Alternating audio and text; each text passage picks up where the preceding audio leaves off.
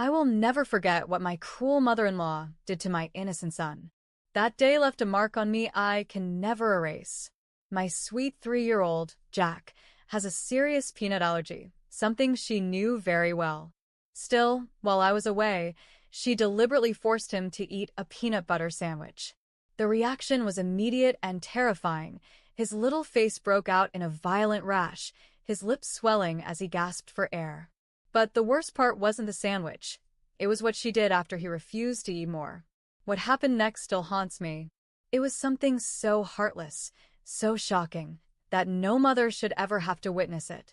My name is Olivia Bennett, and I'm 34 years old. I work as a senior technician in a private pathology lab in the city.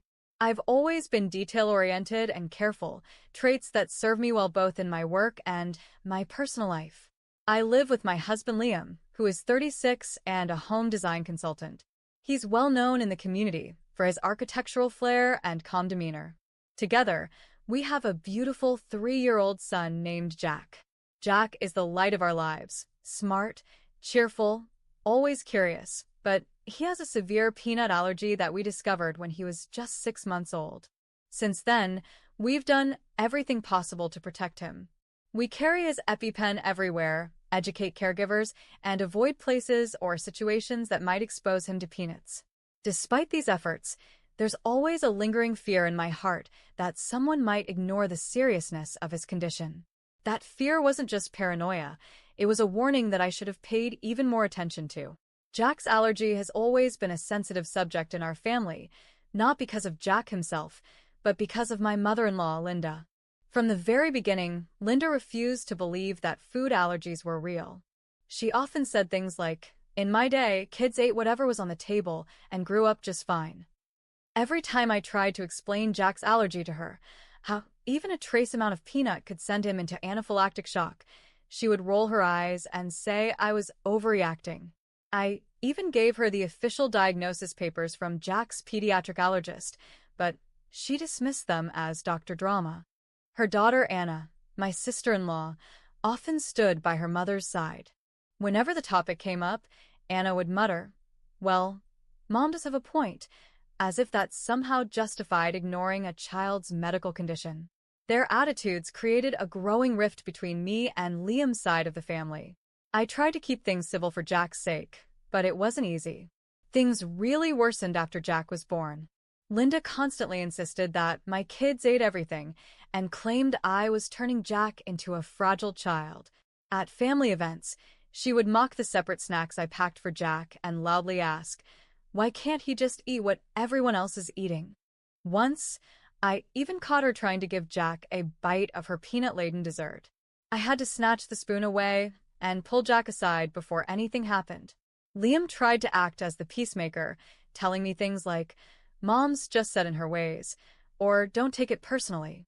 But that just made me feel more alone in dealing with a problem that could literally cost our child his life. 1 week ago, everything came to a breaking point. I was called in for an emergency night shift at the lab. It wasn't my usual schedule, but we had a crisis with contaminated samples, and I was needed on site. Jack usually stayed at daycare during the day and was home with me at night, but this time was different. Liam had to be out of town for a work conference. With both of us unavailable, we needed someone to look after Jack overnight. I hesitated, but in the end, we accepted Linda's offer to babysit. She had been pushing to spend more time with Jack, claiming she could handle it. Against my better judgment, and because we didn't have many other options, I agreed. Still, I wasn't careless. Before leaving, I went over everything in painstaking detail. I packed Jack's meals and snacks, labeling each container and including a big note that read, "No peanuts." I laid out the emergency EpiPen and demonstrated how to use it, again. I printed a list of foods to avoid and stuck it on the fridge. I must have reminded her a dozen times, "Please, Linda, don't give him anything outside of what I packed." Her response? A dramatic sigh and an eye roll followed by, "You're being overly dramatic again, Olivia." But fine. The entire night at work, I felt uneasy. I kept checking my phone, waiting for a text or call, praying everything would go smoothly. I had originally been scheduled to work until 3 p.m. the next day, but luckily, my replacement arrived early, so I was able to clock out around 2 p.m. I remember feeling so relieved. I get to see Jack sooner than expected.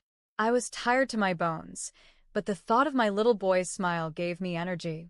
I couldn't wait to scoop him up, hear his laugh, and maybe finally soak in a warm bath after a stressful shift. It was just after 2 p.m. when I pulled up in front of the house.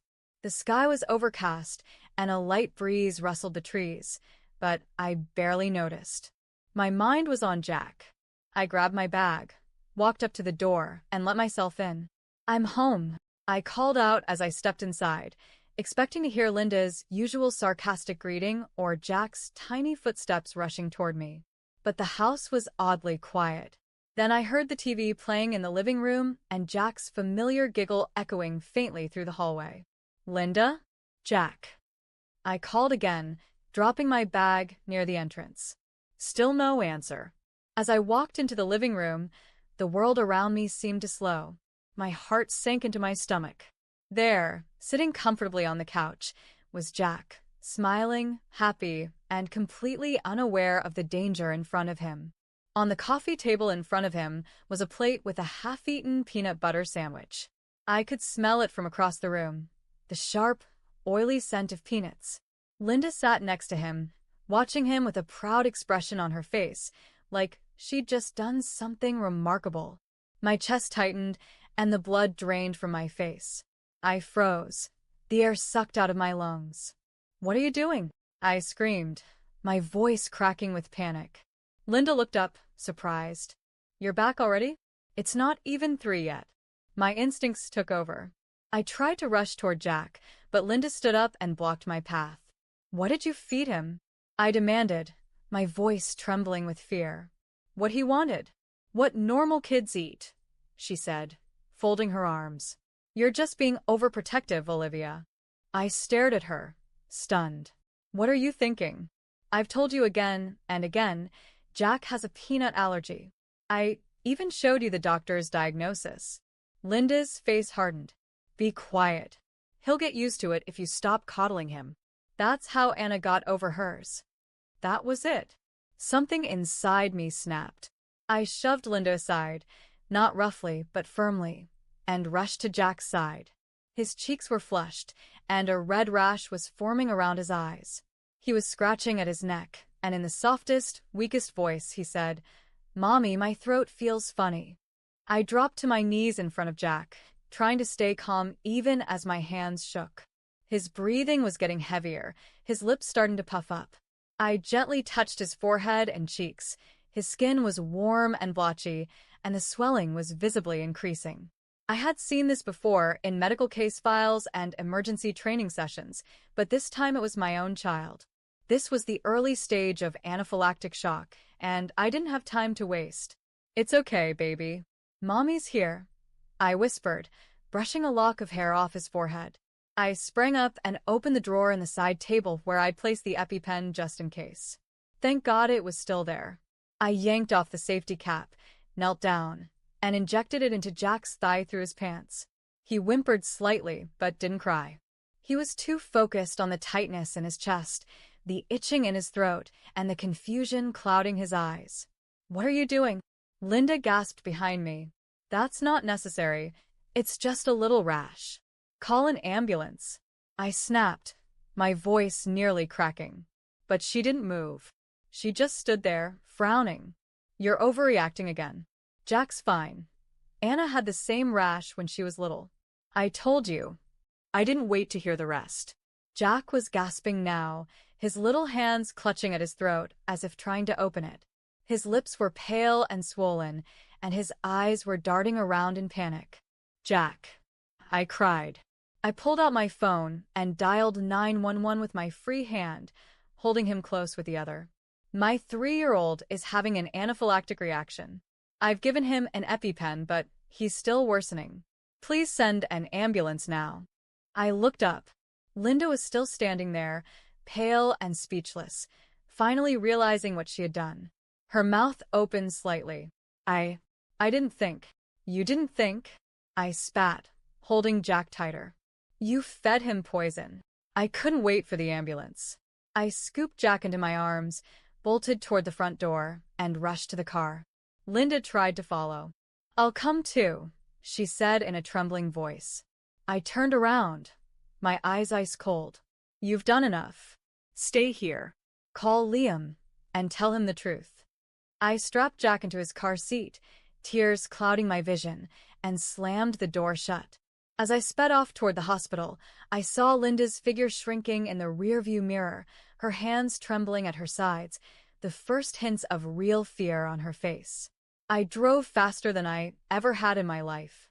The hospital wasn't far, just 10 minutes away, but every red light, every slow car ahead of me felt like a personal threat. Jack whimpered in the back seat, clutching his stuffed bunny, his breathing labored. I kept talking to him to keep him awake. "Stay with me, baby. We're almost there. Mommy's here." As soon as I pulled into the emergency entrance of the hospital, I jumped out and yanked open the back door. A nurse who recognized me rushed out with a gurney as I screamed. "Severe anaphylaxis." I already used the EpiPen. Within seconds, Jack was on the stretcher, wheeled into the ER while another nurse helped me fill out emergency paperwork. I could barely hold the pen. The charge nurse had already paged Dr. Kim, one of the pediatric specialists and someone I had worked with many times. When she arrived, her expression changed the moment she saw Jack. He was given additional injections, epinephrine, steroids, and antihistamines, while nurses fitted him with an oxygen mask. I stood by the treatment room's window, watching helplessly, tears silently streaming down my cheeks. My hands still trembled from adrenaline and rage. I stepped into the hallway and shakily called Liam. He picked up on the second ring. "Hey, what's going on?" "I just landed. Everything okay?" "No," I said, trying to steady my voice. "You need to get to the hospital. Jack, he had an allergic reaction. A serious one." I gave him the EpiPen and drove straight here. "Oh my God," he gasped. "What happened?" How? "Your mother gave him a peanut butter sandwich," I said quietly. There was silence on the line for a few seconds. Then, firmly, "I'm on my way." After about 30 agonizing minutes, Dr. Kim came out of the treatment room. "Olivia," she said gently. "Jack's responding well. His oxygen levels are stabilizing, but we'd like to keep him overnight for observation. Just in case." I nodded, wiping my face. "Thank you." She put a reassuring hand on my shoulder and walked away. I stepped into Jack's room and sat beside his small hospital bed, taking his tiny hand into mine. He looked so small, his cheeks blotchy and eyes tired, but he was safe for now. A few minutes later, I heard hurried footsteps in the hallway and Liam's voice calling, "Kathy?" Then catching himself, "Olivia?" He burst into the room, his eyes wide with worry, and rushed to Jack's bedside. Behind him stood Linda and Anna. A familiar fire rose in my chest. Liam leaned over Jack, brushing his hand over our son's hair with trembling fingers. "Is he okay?" he asked, his voice choked. "He's stable now," I answered, barely able to hold back my emotion. But it was close. Too close. Liam sat beside Jack, staring at his pale face and bruised arm where the 4 was inserted. The beeping of the monitor filled the silence between us, tense and heavy. Then, slowly, he turned his head toward me. "How did this happen?" he whispered. I didn't take my eyes off Jack as I answered, "Why don't you ask your mother?" He turned, and I saw him freeze as he looked back at Linda and Anna, who stood just outside the doorway.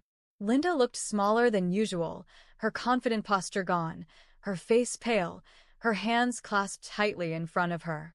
Anna had an arm around her, but even she looked shaken. "Mom," Liam said, his voice low but laced with anger. "What happened?" Linda stepped forward, but I stood up and blocked her from entering. "You're not coming in here," I said firmly. "You put Jack's life in danger." "I didn't mean to," she said, her voice trembling. "I just thought." "What was best?" I snapped. "You thought giving him a peanut butter sandwich was best? After everything I've told you? After all the warnings? After the doctor's diagnosis? After I showed you how to use the EpiPen?" Anna stepped in, trying to mediate. "Olivia, Mom made a mistake. She didn't mean any harm. You know that. Don't you dare try to minimize what happened, I said, glaring at her. Jack could have died. You think this is just a mistake? This is neglect. This is betrayal. Just then, Dr. Kim entered the room. Her professional calm was still intact, but I could see the tension in her eyes as she glanced around at all of us. I'm sorry to interrupt, she said, but this is the ICU. I need you all to keep your voices down. She looked at me. Olivia, is everything okay here? I explained everything briefly, my voice tight and controlled. When I finished, Dr. Kim's expression hardened. Mrs. Bennett, she said, addressing Linda formally. Do you understand that your grandson's life was in serious danger today? If he had arrived just a few minutes later, the outcome might have been very different. Linda's lips trembled. I didn't think it was that serious. Dr. Kim nodded slowly. That's exactly the problem. Ignoring a known, documented medical condition, especially one with life-threatening potential, is a form of negligence. As hospital staff, we are required to report this to Child Protective Services. Liam's head snapped toward her. Report it? But it's the law, Dr. Kim said firmly. And in this case, it is completely justified. I turned back to Jack and gently kissed his forehead. We'll do whatever it takes to protect him. From anyone. Liam didn't say anything for a long moment. Then he slowly stood and faced his mother. Mom, I need you to tell me the truth. Why did you give Jack peanuts? The hallway outside Jack's ICU room was tense and quiet. Liam had led his mother and Anna just a few steps away from the door, trying to keep his voice low but firm. I stood back, still inside, watching through the glass as the conversation unfolded, my heart racing, arms crossed tightly across my chest. Linda gripped a balled-up handkerchief, her voice shaky as she began. I really believed he was being raised too delicately. In my day, kids just grew strong by eating everything on the table. I didn't think food could be that dangerous. Liam's brows furrowed. But we told you. Over and over. You saw the medical reports. I thought maybe if he kept trying it, she whispered, his body would adjust. I did the same with Anna when she was little, and she got over it. For a long moment, Anna stood frozen. Then her eyes widened, and something changed in her face. She stepped forward, her voice tight. No, Mom. That's not true. What? Linda looked confused, her voice small. I didn't have a peanut allergy, Anna said slowly. It was a mild rash once, and I was taken to the doctor. He said it was nothing serious. You just ignored the diagnosis and told everyone you cured me by feeding me more peanuts. That never happened. Linda stared at her daughter in disbelief. But I thought. You thought you were right, Anna said, her voice cracking. You always think you're right, even when it puts someone in danger. Liam looked back and forth between his mother and sister, his face pale. So, you've been using a made-up story to justify your decisions, and now Jack is the one who almost paid for it with his life. Linda burst into tears, covering her face with her hands. I didn't know. I didn't think. But you were told. I interrupted, stepping into the hallway now. You were told, and you still chose to ignore everything. Because you believed you knew better. Linda looked up, eyes red and wet with tears. I just thought you were being too careful. I didn't mean to hurt him. Liam straightened his shoulders. His expression was calm, but there was steel in his voice. Mom, what you did today is unforgivable. You endangered our son's life. We need space. Linda's voice cracked. What does that mean? For now, he said quietly, I want you to stay away from Jack. Until you fully understand how serious his allergy is, and until we're confident this will never happen again. Linda covered her mouth, sobbing silently. Anna gently guided her away down the hallway, their footsteps echoing on the tile floor. I returned to Jack's bedside and sat beside Liam. We said nothing for a long time. We didn't need to. We both knew what had just happened would change everything. The next few days were a whirlwind of emotions and difficult choices. Jack stayed in the hospital overnight for observation. By the next morning, The swelling in his face had gone down, and his breathing had stabilized. Seeing him sit up in bed, eating a cup of applesauce and watching cartoons, was like a miracle. I didn't leave his side once. Liam slept on the chair next to me, waking up every hour just to check on him. When Jack was finally discharged, we brought him home and adjusted our schedules so we could both stay with him full-time for a while. I took a leave of absence from the lab, and Liam postponed some client meetings. Neither of us wanted to leave Jack alone for even a moment. We were still shaken, and the trust we had placed in our family had been shattered. During that week, Linda called several times. I didn't answer. Liam did once or twice, but only to keep things clear. She wanted to come over and see Jack, to explain herself, to apologize. But we weren't ready. Not after what had happened. Only Anna came to visit. She brought groceries and offered to help around the house. I appreciated the gesture, even if my heart wasn't fully open. She sat quietly with me one afternoon while Jack napped, her eyes full of regret. "Mom is sorry," she said quietly. But honestly, I don't know if she really understands how serious this was. That same afternoon, we received a visit from a social worker named Jessica. She introduced herself as a case investigator from Child Protective Services, responding to the report submitted by the hospital.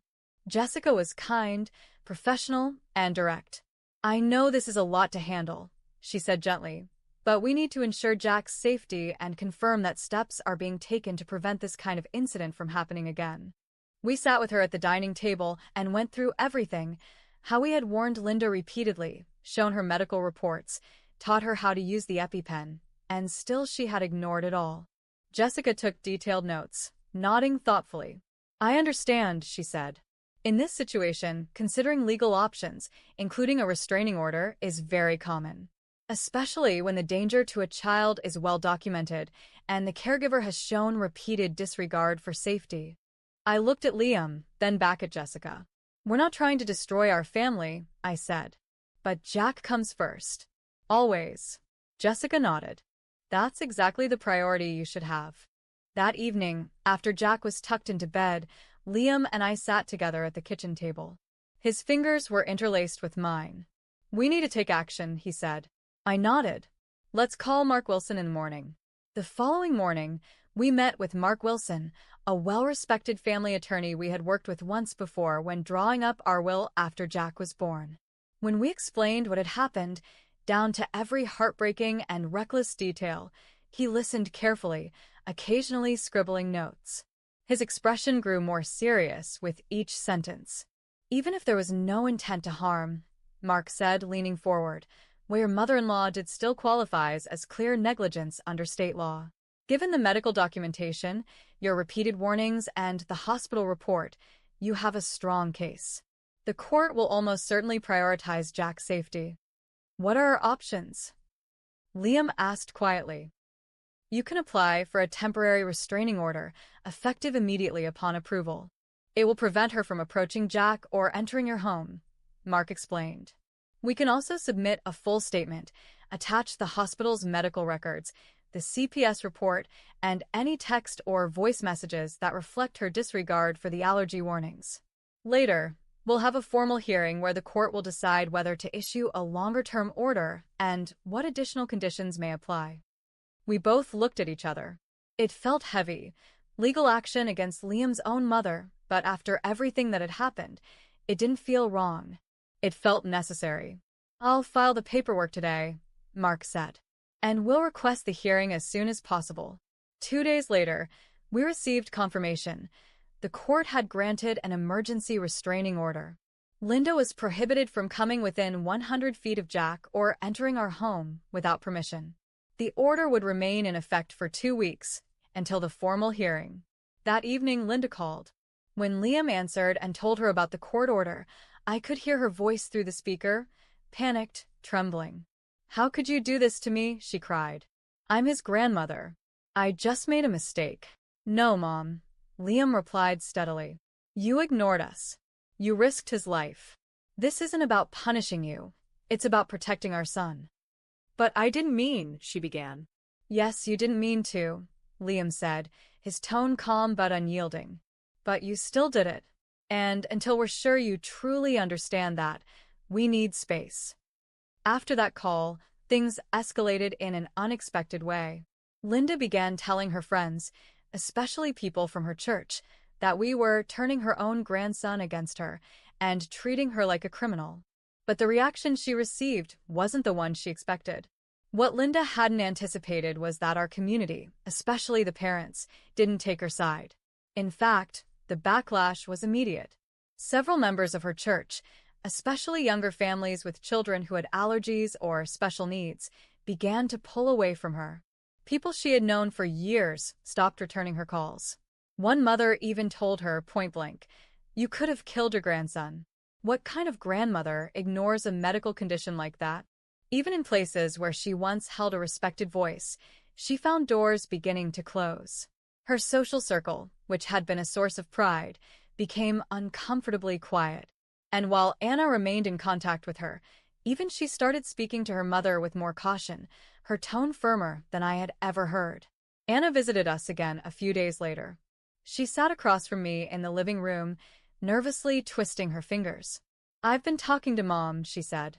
"She's devastated. But to be honest, I still don't think she fully grasps what she did." I sighed, rubbing my temples. Does she know what anaphylactic shock actually means? That his throat was closing, that if I hadn't come home early, he could have been gone by the time the ambulance got there? Anna nodded slowly. I told her, over and over. But she keeps going back to this idea that she was trying to help him get used to peanuts. Like she can't accept that she was wrong. She wasn't just wrong, I said, my voice low. She was reckless. Anna didn't argue. I know. And I'm not defending her. I just wanted you to know she's trying. I don't know if it's enough. Later that week, we received another visit from Jessica, the social worker. She reviewed how Jack was doing, asked to see where the EpiPens were stored, and documented the steps we had taken since the incident. "Given everything you've done," Jessica said, "I think you're making all the right choices.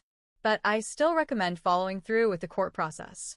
Even if your mother-in-law eventually understands, legal boundaries will give you the structure and safety your son needs right now." We thanked her, and after she left, Liam turned to me and said, "We're doing this, right?" I nodded. Yes. For Jack. 2 weeks after the emergency restraining order was issued, the formal court hearing took place. We arrived early, hand in hand, the weight of the last few weeks pressing down on us. Jack stayed home with a trusted neighbor. Mark Wilson, our attorney, met us at the courthouse with a thick folder of documents, medical records, the CPS report, text messages, and Linda's signed acknowledgement of Jack's diagnosis, which we had asked her to sign months ago, and she had casually dismissed. Linda arrived just before the hearing, escorted by her own attorney. She looked tired, older, and clearly nervous. Anna was with her, but kept her distance. Inside the courtroom, the judge, a composed woman in her 50s, opened the session and invited both sides to speak. Mark presented our case with calm precision, highlighting the sequence of events, our repeated warnings, the hospital's emergency treatment, and Linda's prior dismissal of medical advice. He stressed that this wasn't about cutting off a grandparent. It was about protecting a child with a life-threatening condition. When it was my turn to testify, I stood and took a deep breath. I explained Jack's condition to my mother-in-law countless times. I said, my voice steady but full of emotion. I gave her medical records. I taught her how to use the EpiPen. I labeled all his food. I even begged her not to give him anything outside his diet. And still, she fed him a peanut butter sandwich. My son could have died. If I hadn't come home early, we might not be standing here today. The judge nodded solemnly. Linda's attorney argued that her actions were not out of malice, that she had misunderstood, that she had believed she was helping. But the judge didn't seem moved. "Mrs. Bennett," the judge said, addressing Linda directly, "this court does not weigh intent as heavily as outcome when a child's safety is involved. Your actions, while perhaps not malicious, were undeniably negligent." She turned to us. "This court hereby extends a restraining order for a period of 6 months. During that time, Mrs. Bennet is forbidden from visiting the child without express written permission from the parents and will remain at least 100 feet away from the residence. Linda's face crumpled, but the judge wasn't finished. Additionally, due to the nature of this incident, you are ordered to complete a certified educational program on food allergies and pediatric care. You must also complete 200 hours of community service, preferably with an organization that works with children who have chronic health conditions. The gavel struck. The courtroom was silent. As we left the courthouse, Liam turned to his mother. His eyes were filled with sadness more than anger. "Mom, we need time. This isn't just about what you did. It's about what you refuse to believe. Jack's safety will always come first." Linda's voice was barely above a whisper. "I know. I was wrong. I endanger my grandson. I hope one day you can forgive me." Liam didn't respond. We simply walked away. Toward Jack, toward safety, toward a future where we wouldn't have to wonder whether our child was safe under the care of someone who didn't believe in his reality. In the months that followed the court hearing, we kept our distance from Linda. Jack's health came first, and every decision we made revolved around that principle. He continued to recover without any setbacks, and we restructured our lives around new safety protocols, emotional healing, and legal boundaries that brought a strange sort of comfort. The restraining order gave us the space we needed, and surprisingly, it also gave Linda time to reflect. To comply with the court's judgment, Linda enrolled in an educational program about food allergies. At first, she reportedly resisted, arguing with instructors, challenging information, but eventually, something seemed to shift. She not only completed the course but also signed up for additional workshops at a local hospital that specialized in pediatric nutrition and allergy management. It was a small gesture, but it carried weight. For her community service, Linda worked with a local support group for children with chronic illnesses. She helped organize materials, served meals at allergy-friendly events, and even participated in awareness campaigns. Slowly, her reputation in the community began to recover. Some people remained distant, but others acknowledged her efforts and saw the beginnings of change. Anna continued to visit us regularly. She never pressured us to forgive Linda, but made it clear that her mother was truly trying. That incident shook her, Anna said one evening as she sat with me on the porch. She was humiliated, yes, but more than that, she's finally realizing that her beliefs weren't just outdated, they were dangerous. Throughout that year, I began speaking at local schools and daycare centers about allergy awareness. I shared Jack's story, without naming names, to educate others about how easily a life-threatening reaction could happen and how preventable it truly is. Liam also joined some of these events, offering the father's perspective and the emotional toll of family conflict rooted in denial and stubbornness. We didn't speak to Linda until just after the one-year mark, when Jack's 4th birthday came around. Jack's 4th birthday was a warm Saturday afternoon, and we decided to host a small backyard party with just a few of his preschool friends, some neighbors, and close family. Balloons danced in the breeze, allergy-safe snacks were spread neatly across the picnic tables, and Liam manned the grill while I helped Jack unwrap a few presents from his friends. The laughter, the music, and the bright sun gave the day a sense of normalcy, a feeling we hadn't experienced in a long time. Just as the party was starting to wind down, the doorbell rang. I wasn't expecting anyone else, and when I opened the door, my heart paused. It was Linda. She stood there alone, dressed plainly, holding a small gift bag in one hand and a thin hardcover book in the other. Her expression was soft, her voice quiet. I know I said I wouldn't come without permission, but I wanted to try. "I brought something for Jack, if it's okay." I didn't respond immediately. I called for Liam, who came to the front door, saw his mother, and looked at me. After a long pause, he gave a subtle nod. "Just for a little while," he said. Linda walked out into the backyard, her steps careful, and stopped near the edge of the garden where Jack was playing. She looked to me and Liam again before moving closer. When we nodded, she knelt beside Jack and gently said, "Jack, it's Grandma. Do you remember me?" Jack looked at her, confused at first, then glanced at me. I smiled gently and said, "It's okay." Jack turned back to her, his little face curious but calm. Hi. Linda opened the gift bag and pulled out a picture book titled Peter's Allergy Adventure. The cover showed a smiling cartoon boy with a peanut crossed out behind him. I got you this, she said. It's about a boy who has a peanut allergy, just like you. I took the book from her, flipped through the pages, and checked the content. It was safe, appropriate, and surprisingly well written. I handed it to Jack. Do you want to read it with Grandma? I asked. Jack nodded, and Linda sat beside him on the grass, reading softly. Her voice was gentler than I'd ever heard it, and Jack listened, asking questions now and then with interest. When they finished, she looked into his eyes and said, Jack, Grandma made a big mistake. A really big one. But I've learned since then. I promise I'll never do anything like that again. Jack blinked at her, and in the purest way only a child can, he replied, Okay, Grandma. That moment, simple as it was, hit me harder than I expected. I still wasn't ready to trust her completely. Maybe I never would. But there, in that moment, I saw something real. Later, as the guests were leaving and Jack went inside with his new toys, I walked Linda to the door. She stopped and turned to me. Thank you, she said quietly, for giving me a chance. I looked at her, measured my words carefully. We're just getting started, Linda. Trust takes time, but I'm glad to see you trying. She nodded slowly. I'll keep trying, as long as it takes. That night, after Jack had fallen asleep and the house was finally quiet, Liam and I sat at the kitchen table, the same place where we had made the hardest decision of our lives just a year ago. He reached for my hand. What do you think? He asked. I took a deep breath. I think she's changing. I don't trust her fully yet, but she's taken the first step. Liam nodded. Then we'll take it one step at a time.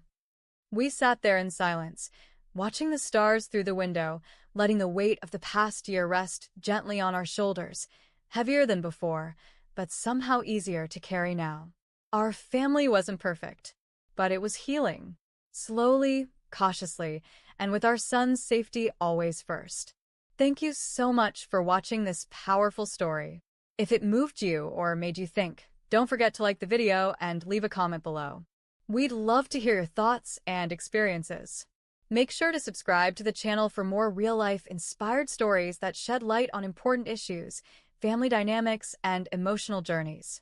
Your support helps us keep sharing these meaningful stories with the world. See you in the next video.